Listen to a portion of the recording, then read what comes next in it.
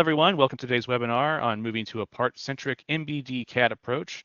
My name is Nick Exposito, Marketing Director here at TriStar, and I'm very pleased to introduce our presenter, Bryan Enabnit, VP of Customer Success. Before we get started, just want to do some quick bookkeeping and mention that a complimentary recording of this webinar will be sent to everyone who registered, as well as being available on our website and YouTube channel shortly after the presentation. We'll also try to leave some time for questions at the end, so just type those in the question box and we'll get to them in the order that they're received. So with that, I will go ahead and hand it over to Bryan. Yeah, good morning, everyone. I hope everybody's doing great. Thank you for attending the webinar today. So what I'm going to be discussing today is how to totally move to a part-centric drawing. We'll be going over some of the stuff that we've reviewed in earlier webinars and then get into some of the main aspects of how you really totally move there. And so I want to make sure that we give some credit here. So Corey Jones, who can't attend today, he actually is on work with a workshop with a customer, but he helped generate most of this material and has been doing this out in industry for a long time. And so let me just give you a little bit of his background. So he's been in this industry a very long time. Many of you may know him. He came to our team about 3 years ago and has a vast experience in a lot of different industries, but most recently he worked at NASA. And so he implemented some of this there and they saw some really good success with it. So I'll make sure and ask him any questions or follow-ups that you guys may have. So typically, these are some of the challenges that we see today with drawings and moving to a part-centric and using PLM. You know, and we've had a lot of experience with customers that have different CAD data management systems versus their PLM system, and that can be very challenging. Or if you're doing CAD data management in a tool like Windchill, and then you only have your part kind of management done in ERP, same type of thing. And so what we typically see is that creates a drawing-centric environment, and that really it makes the authoritative source the drawing. And so it really becomes the dumping ground for all types of data that shouldn't be on your drawing. And really, when you look at the best practices out there, your drawing is really to communicate design intent. But like I said, it becomes this dumping ground for a lot of data. And so some of that data could even be specifications and detailed specs. And just references to specifications both, and we'll walk through some of how that can be, become very challenging. The other thing that's really a typical one is those folks that are configuring, assemblies and stuff like that with family tables or some type of family, depending on the CAD system you're using, the families of objects. This is what's called a table specification. Again, that becomes more challenging as well. And so the next thing is this non-design data that's communicated on the drawing, and this could be a bunch of different things, and we'll go through those in detail. And then you start getting into stuff that seems to make sense on the drawing, but it actually causes challenges in maintaining and synchronizing your CAD, which could be, approvals and reviewers, the approval dates, all different type of stuff like that. Even sometimes electronic signatures on those, right, can make things challenging to go back into the drawing. And the last thing would be the notes. And this is going to be really interesting for any of you that put quite a bit of notes on your drawing. Really, the notes get tough. I know you can make notes from a file, and you can store those files and really kind of data manage that stuff. But really, once you put that note on the drawing, it becomes trapped on the drawing. And so anytime you make changes to those notes, it's difficult to go back in time and say what drawing had what revision of what note, right? So it can be tricky there. And so we'll show you an alternative technique to do your note management in Windchill, okay? So really the goal is to take a drawing, a typical drawing that looks like this, small assembly drawing here. You guys notice there's notes, there's flag notes, there's BOM tables, and all the revision table, and all the different type of information around the model down here. And really what we want to be able to do is simplify this drawing, okay, into something that looks more like this. And so you'll notice the drawing's very clean. There's a lot of extraneous information removed. And so we're going to walk through how you do this today. We'll start off with some of the background like I've talked about on other webinars, but ultimately we want to get to a simplified drawing that looks like this, okay? And so really when you look at some of the core kind of root fundamentals is really this idea of being drawing centric. And so a lot of you may be out there today that may not have a PLM system, may not use a tool like Windchill, or you may, and you may only do CAD data management in it. But when you look at what behavior that kind of fosters is this drawing centric environment where you start putting a lot of stuff on the drawing. You can't really relate data to the drawing like you need to from a specification or reference information. And so you end up putting more notes on the drawing or stuff like that to communicate this in what seems to be a simple way because you have one document. So really when you look at that though, the misnomer is that drawing release equals the release of the part. And that is definitely not true, right? So once you release the drawing, there's all kinds of activity that needs to be done to get that part into production. And so true part-centric behavior really fosters more of that type of activity, okay? And so one of the things that we see also in doing this is the way that folks either handle their life cycle states or just all around, what's the maturity of their data. And so we typically see a more monolithic process like this, where you're going through quoting and prototyping and testing. And sometimes we even see these in people's life cycle states. And this gets difficult to communicate the true maturity of the design data. And you're really trying to communicate more of where you are in the project. So the goal of this is to really, separate these type of project activities out. And you can see the main trunk in here. This is really going to be controlling your design documentation, okay? Because you can do quoting, you can do prototyping, testing, you could go through a quality validation process anytime, especially when the product or the part is already released to production. So what that means is really these kind of fundamental foundational elements of CM2. And for those of you that have been on our webinars or have been working with us in the past, you can tell that CM2 is a core principle, a set of principles we follow.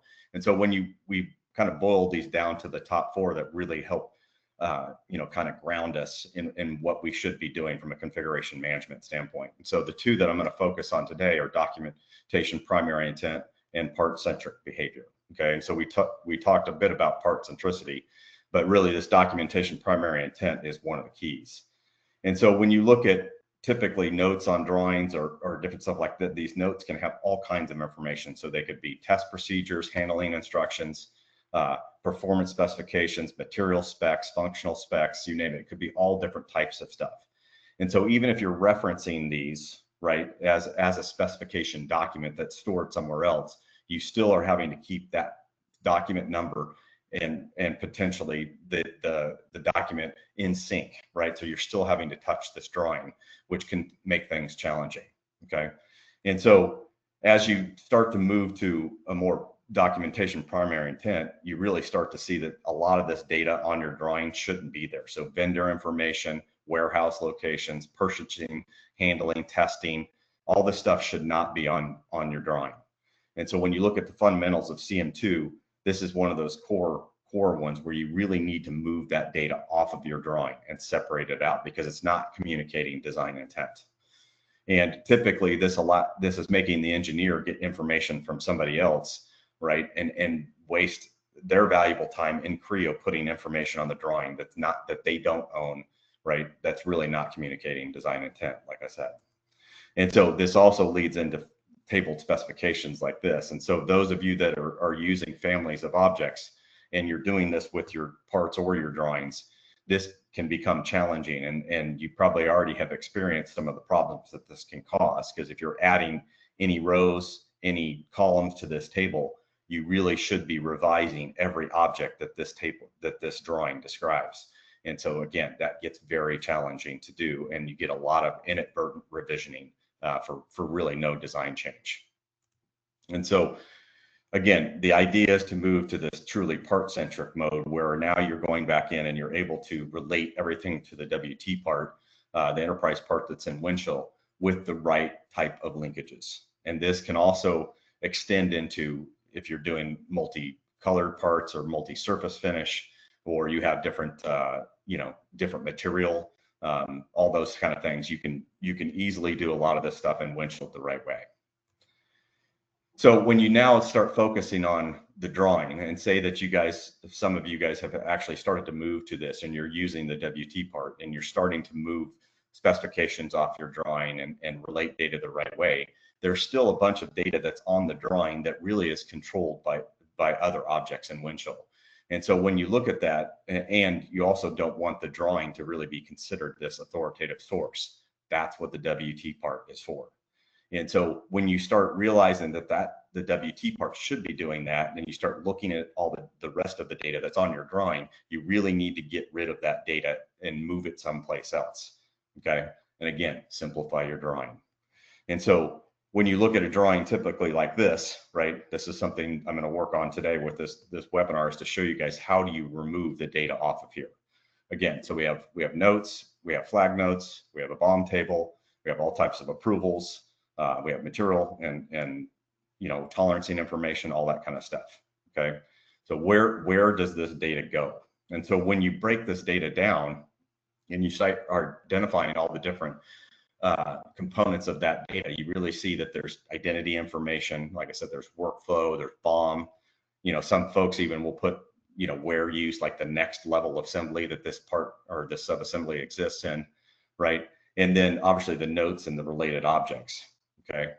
And so all of this information now, so the question is, you know, what's the right tool for the right data? Okay. And where's the right way, you know, where's the right place to display this data? And so if you take a deeper dive down into the title block, you start identifying all these different aspects about it, right? And I know we're so used to putting this data on the drawing, but really when you look at what this data model would look like, you start seeing that there's all kinds of data in your CAD objects that really that CAD object doesn't own. Okay, and and obviously it forces a CAD user to go in and define all of this data. They may not even have this data and may need to be getting data from other folks to put in here. And it's easily seen when you do approvers and reviewers and stuff like that, right? And today, if you're not using Windchill for change management, I realize your change process is outside the tool, right? But as you start to move to a true using Windchill for full PLM and start using change management, a lot of this data goes into that change object. Okay. And so what we really want to do is take a look at this data, break it down, and figure out what's the right objects in Windchill from a best practice standpoint. You know, what object owns what data. And so when you look at that, obviously the data model becomes much more complicated. And so many of you that have worked with us in the past know that as you start to separate out and truly become part-centric, you start driving more to a technical data package and less to just the drawing. It can't describe all of the product or subsystem or part or whatever you're working on. And so some of the key things you see here is a lot of that data that was in the CAD objects gets moved to other objects in Windchill. And so you can also see that the linkages, and I put that in here to make sure you understand that the solid line is describing governing link. So that means if one of the objects changes, all of those objects could potentially change. So even if the parent assembly, if this guy revises, you need to do your due diligence to say, does this need to revise, right?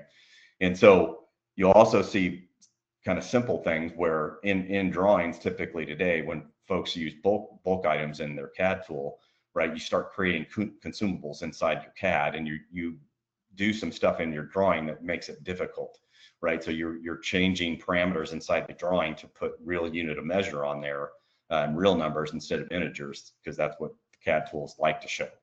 And so you can see that consumable actually moves to the WT part. It moves away from the CAD assembly. So you get bulk items out of your CAD, period. You do not need those things in there. They should be on the engineering bill of material, what we call the design view in Windchill. But you can see a lot of that data starts moving to the WT part. And then as you can see with the notes, right, we start moving those notes into Windchill notes. And we can show you guys what that looks like or do some demos for you, because this is a very powerful tool that not a lot of folks use that use Windchill. And then some of the typical stuff that you see, like the project number, the organization, this gets into a bigger discussion, because this isn't just about the context that your data lives in Windchill. It goes to your context and your organizational strategy.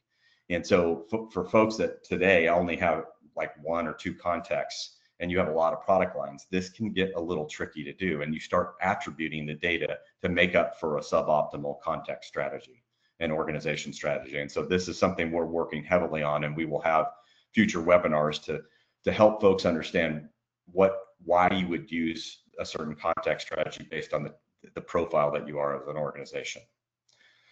So moving into a bit more downstream, more complex objects, you get into the manufacturing view, and this takes the MBOM capability in Windchill. But you can see that this source, right, the make buy or single source, right, this really needs to move beyond the EBOM. And we'll almost tell you that this doesn't need to be anywhere in Windchill. That becomes difficult to manage. But really, when you look at it, the worst case it should be is the source should be put on the MBOM. And that MBOM can be plant specific, right? And so the source could change. And so again, if you put it on your drawing and it needs to change per plant that it's in, that gets difficult to do, okay? If it's on your EBOM, same thing. The EBOM could be the same, but the MBOM could be unique per plant. And the source could be one of those things that changes, okay? And you could also do both of these where you make some and you buy some based on your capacity. So again, you need to be able to move that kind of data downstream, right, and put it onto the right object. Same with raw materials or intermediate materials. So if you get something in that's a casting and you machine it, this needs to be worked the right way, okay? The CAD data needs to be related the right way. And this is where it gets difficult to put that on your design drawing, okay? Because it really becomes a manufactured raw material, okay? So this kind of intermediate. So all of these things, as you start to really push these to the right objects, this makes it more difficult to kind of consolidate all of this information. And so that's what we've been working on, is a simple way to do this. And so really, when you look at that, we call this the PDD cover sheet. And so this is part of Windchill's reporting, right? But you're pulling data from a bunch of different objects to really summarize what's going on with this specific part.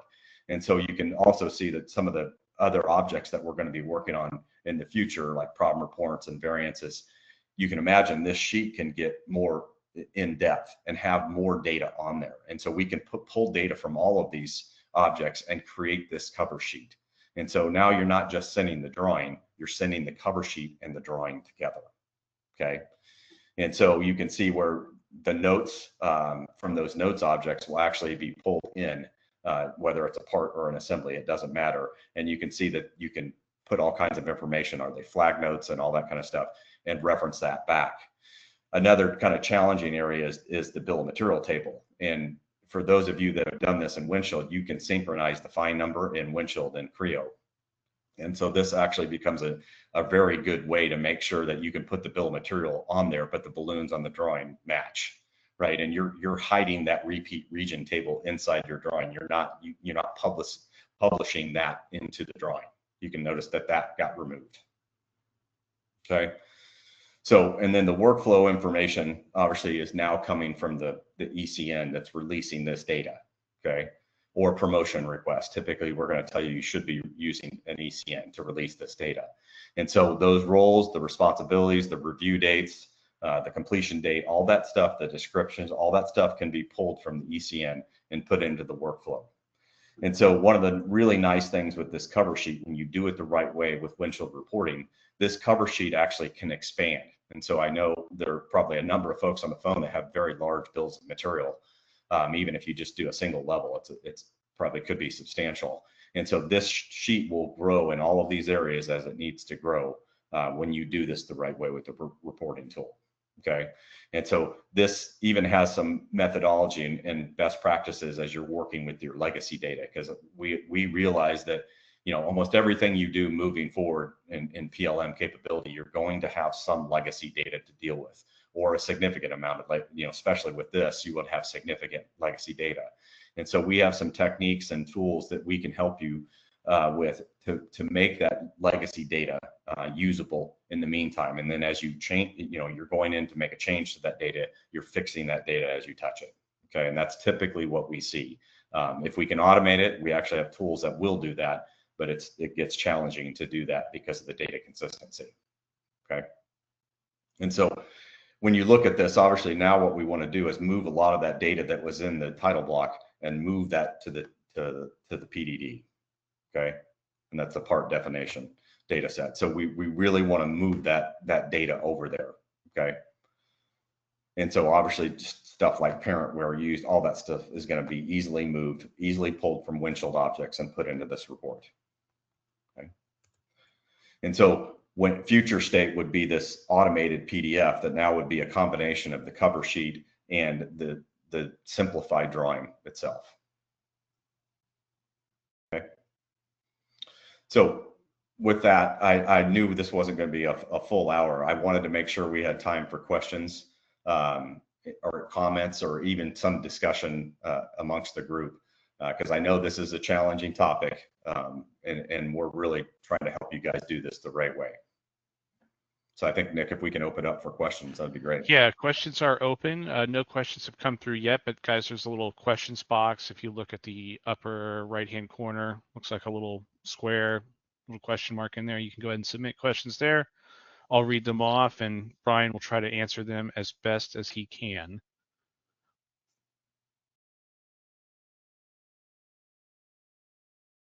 Give you guys a few minutes to go ahead and do that. Or has anybody on the webinar done something like this already? And if they could share it with the group, that would be great as well.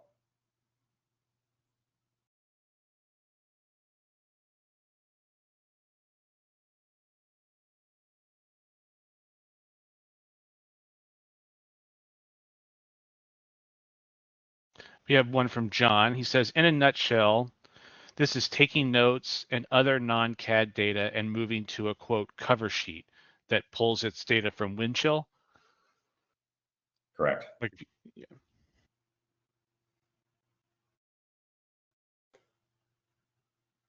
Yeah, and so with that data model, I tried to show you guys where that data would be pulled from.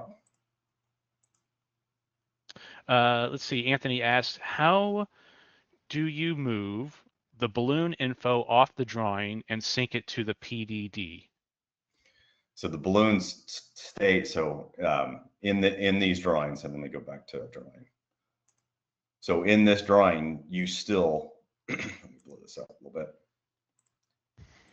You still will have balloons. Notice the balloons, I didn't put the quantity in this one, but there are balloons with quantity in here.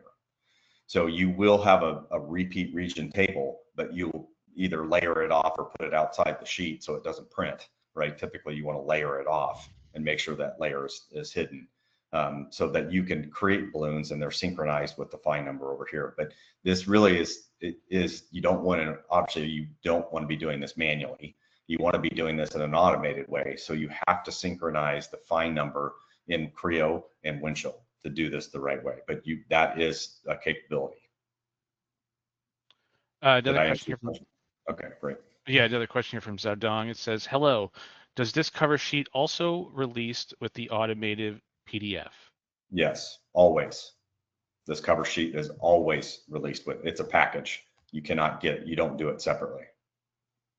Joseph asks, what tool is used to generate the cover sheets? It's Windchill reporting. Yep. Yeah, he asked if it's a WinCom extension. Not yet. That's a great question. So we have, for those of you that have worked with us for a while, you know we have a great relationship with WinCom. So we actually have approached that team about doing this, but right now we would do this in Windchill reporting.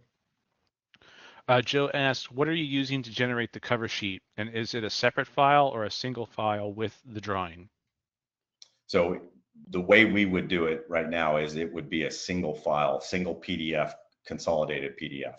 And again, Windchill reporting. I got a question here from David. What are the similarities and differences between the cover sheet solution and the fishbowl system generated drawing or WinCom cover sheet products? So the cover sheet, the fishbowl tool, I don't know. I'd have to do some investigation to see, which I'm happy to do. But the WinCom cover sheet is really looking at an object, and it's like an ECN. It's made for the ECN.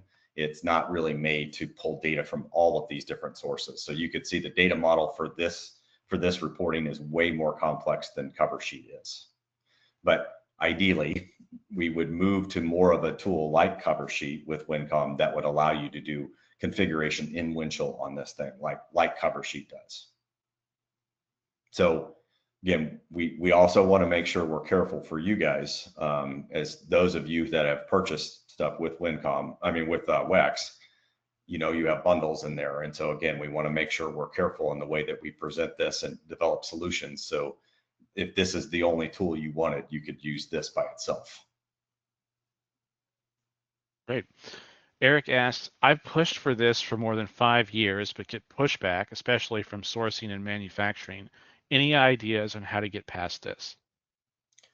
So I think the challenge, again, depending on where you are with your PLM system and how part-centric your organization is, that can be challenging, in itself. If you can get everyone to move to a more part-centric mentality and realize that that part record is synonymous with your item master and ERP, this becomes easier to do. And then you have to start pushing towards what what is this reducing? What is this helping from a business objective perspective, right? And how much time and risk and all those things. And so if you looked at that list of kind of challenges that we see, one of the things that we will also try and do with a company is, okay, what are the negative consequences of doing this? And what's it, increased or decreased? Like how much is risk increased? How much is, valuable time of guys that are really good at the CAD tool and making changes like this, errors and issues that you find, especially with notes like that, where you have the wrong note on the drawing and it's not updated. You revised the note, but you didn't revise the drawing. Like all of those small things will lead to ROI. That's not easy to do, but that's one of the things that we really will push for in a lot of different areas, but especially this one, to help companies and help technical guys that push for this to get the company to adopt this. So we know it's challenging, and there is no silver bullet, but I do think that making sure that you have a good voice for or doing stuff by CM2's rules and doing good part centricity is the fundamental aspect that is the problem of getting the rest of the organization to move. Hopefully that answered. I know that was a long-winded answer. Good. I got another question from John. Can the PDD be custom for each downstream function? Yes. Nice, easy. All right. And Zedong asks, oh, go ahead. Just as an expansion to that. So one of the things that I didn't get into in this was the process plan in Windchill. And so we've seen that quite a bit on from folks too, that you start adding data that really is manufacturing specific, even like jigs and fixture references or whatnot, right?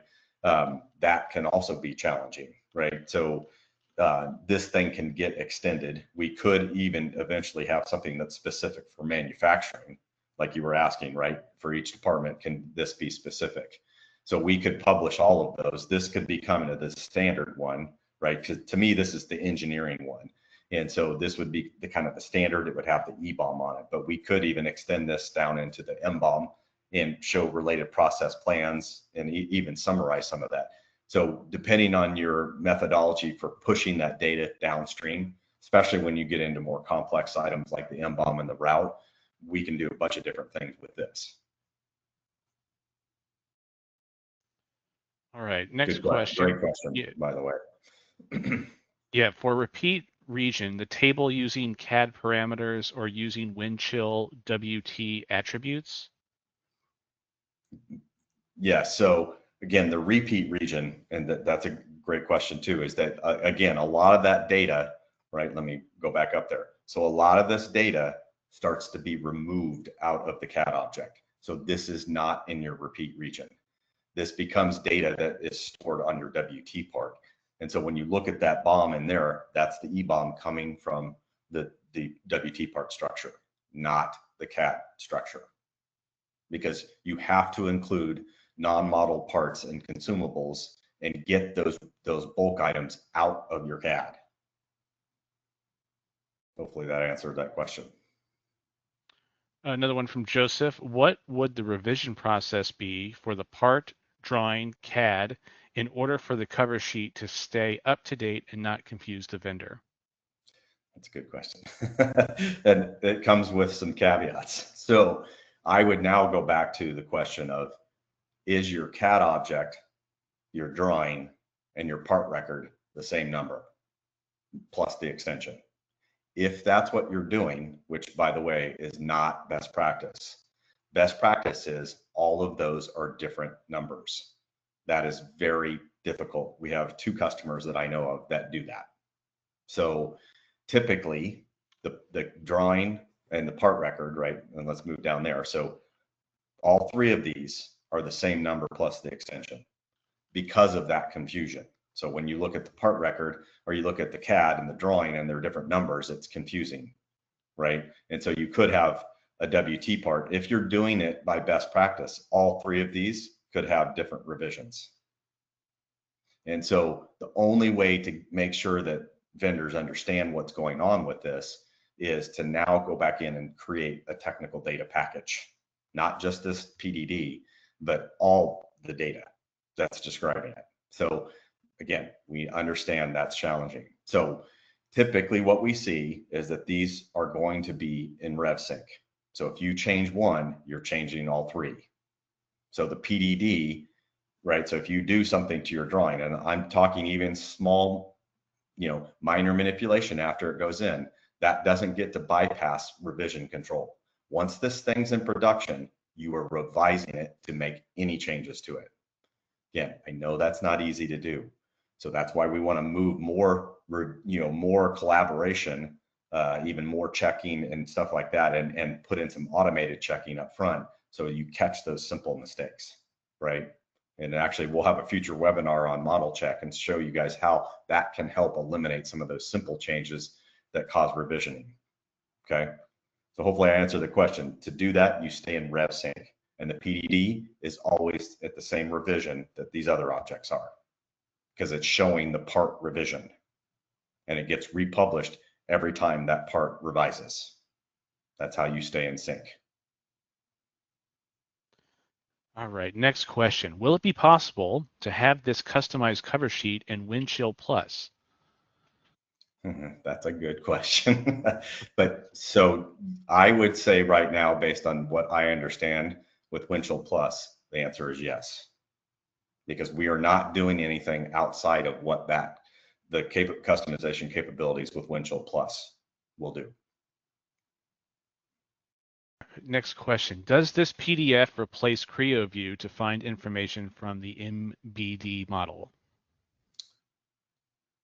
So that depends on the data. So again, depending on who you are and what data you're looking for in Windchill, I may not look at this PDD. I may go to the part record itself and look for the data. So again, that depends on who you are, but it could, yes.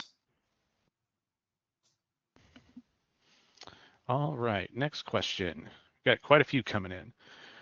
Will the BOM generated by repeat regions send to ERP, or using Windchill WT part to generate the BOM?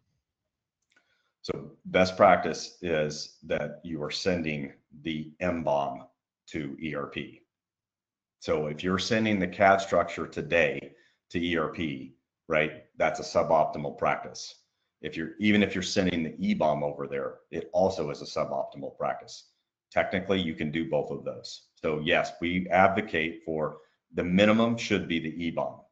We will tell you best practice is the MBOM going to ERP. So yeah, today, if you have some mechanisms that are pulling the repeat region out of your CAD tool, manipulating that and pulling that into ERP, we will tell you, we would work with you to find a better practice, because that, again, is a suboptimal practice that can cause major issues. Again, you will typically stay drawing centric if you're doing something like that. All right. What do you see as the relationship between this solution and MBD approaches where there is no drawing at all? Would you position this as an interim step to full MBD or differently? Absolutely, we would. So the same challenges arise when you look at those kind of best practices when you go MBD. And I just didn't have the time to create some of the data that I wanted to here, but you guys know we have presented on MBD quite a few times. but same problem. So if you're still putting those notes or specifications or all that kind of stuff on your drawing and you just move that to your MBD, you still have the same problem. You may not be drawing centric, but you are CAD centric. Okay, so yes, we would advocate that this would also replace what you've been doing in MBD, and it would become the first sheet that we would embed in the 3D PDF. Great. All right, next question. We use map keys and automation to help build the data, like notes in CAD. For instance, if the material is aluminum, it will add certain notes. What type of automations can we do with the notes within Windchill? So some of that stuff can be done in Windchill like that. So we actually have developed some what we call pickers that do that. So so there is automation in Windchill that you can do. And so you're right, there may be more automation in your CAD that you can do, but when you start looking at the repercussions of doing that in your CAD versus what you can do with it in Windchill, that's where we would suggest that you start looking at what can you do. Like if you pull notes out into Windchill, right, and reuse, do where used, like you can do stuff there's no way you could do on a drawing. It'd be very difficult to do on a set of drawings. So that's some of the stuff that we would want to analyze with you to make sure everybody understands why you're doing it. But you're right, there can be automation that's done in Windchill to help. Like if you have a material that's set in your CAD, it moves to your EPM doc, it could actually pick the note for you and apply it to the part. So you can do stuff like that. Okay, great. Is assembly MBD more challenging than component MBD specific to change management? Absolutely. Yes. That's a whole nother topic by itself. So yes, and one of the challenges, and for those of you that have worked with Mark Nielsen, who is one of obviously our one of our partners and an MBD expert, there are a lot of different types of assemblies and that you need to do MBD on. So yes, it's way more challenging from a change management standpoint. They're more, it's just more difficult to analyze that MBD assembly from a change management standpoint. So I would say yes, it's more challenging, and it takes some thought to do. Yeah, we've covered some similar topics in past webinars. So if you go to tristar.com, go to our resource center and just search MBD, it'll pull up everything related to that topic, as well as our YouTube page. So yeah, next question from Brian. Does the PDD have a different revision than the drawing? Well, going back to our discussion around staying in RevSync, I would say no.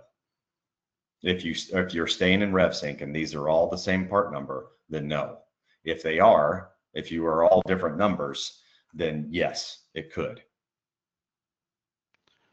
If you want to repeat region to show the balloons but be hidden, then why would you want to remove the bulk items? If you remove them, you won't have those balloons.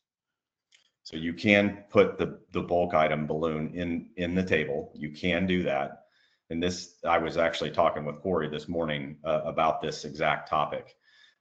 So the problem with showing, right, and using repeat regions with bulk items or having that in your CAD, and you start changing quantity, right? So, and usually typically it's an integer, it's a real number. So you're making parameters in there to adjust for the real number. So yes, you can still put your bulk item so you get the balloon in there. You can still do that. All right. Zach asks, this is a longer question, how are these fields populated into the WT part? When a WT part is created, do you have to create the fields such as BOM, nodes, etc., so they are being populated with each revision? As an example, revision dash does not have notes, but then notes are added in revision A. Do you have to create another field within the WT part that will begin tracking it? So depending on the attribute, so these are actually objects that get added to it. So no, these would be notes would be stuff that you would store in a library, right, and have heavy control over. And these notes would be standard, right? And they could reference other objects inside Windchill as well. But typically these are your standard notes that are in a library. These types of things like cage code and stuff like that, or authority or material. Some of this stuff could come from CAD, like we were talking about. It could set the attribute properly, or it could, add, like what we have today is if you set a material inside your CAD and it gets populated to the EPM document and therefore onto the WT part, it'll actually pick the right specification. So there's a number of ways to kind of automate some of this. So I don't want to be flippant, but it depends on the attribute that you're talking about. Brian asks, how does this maintain different revision levels for family table items and drawings? It doesn't. so that's what I'm saying. This is the challenging thing when you, again, go part centric. So this would be tough to do with family tables. Let's see. David asks, is the solution that you mentioned for managing notes in Windchill and out-of-the-box Windchill capability, or a separate extension or partner solution?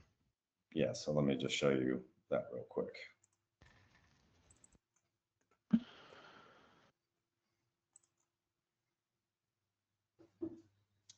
Let's go with CAD.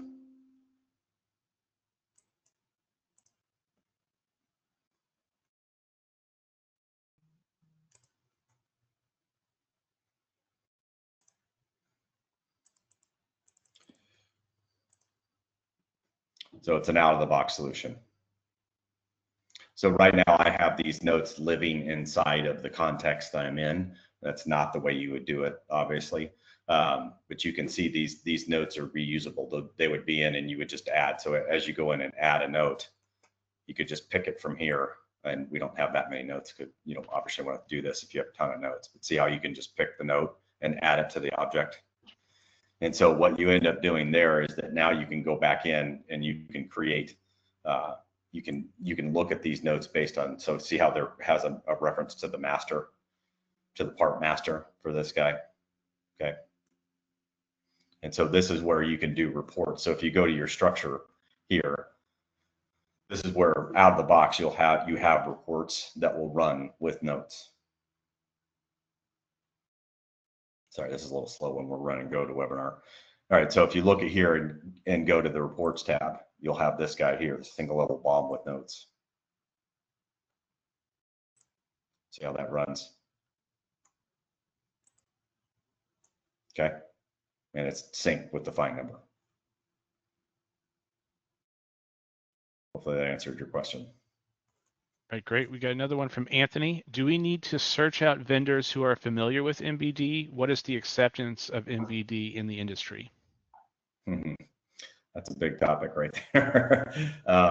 Absolutely, you need, and it's not. I will caution you guys if you're moving to MBD. We have a few customers that have done this. There are not a lot of customers that have.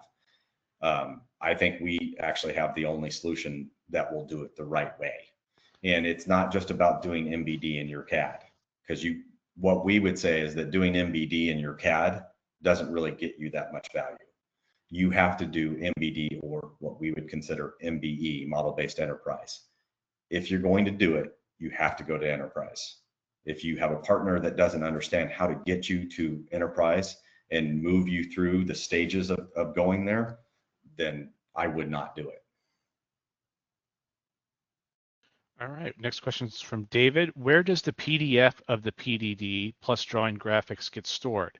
Is it in the WT part or CAD drawing representation or somewhere else? It's in the WT part represent. That's a great question. It's in the WT part representation.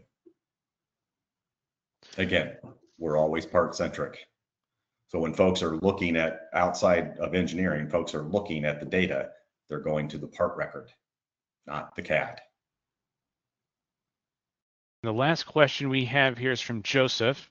He says, can we see a demo specifically with regards to notes?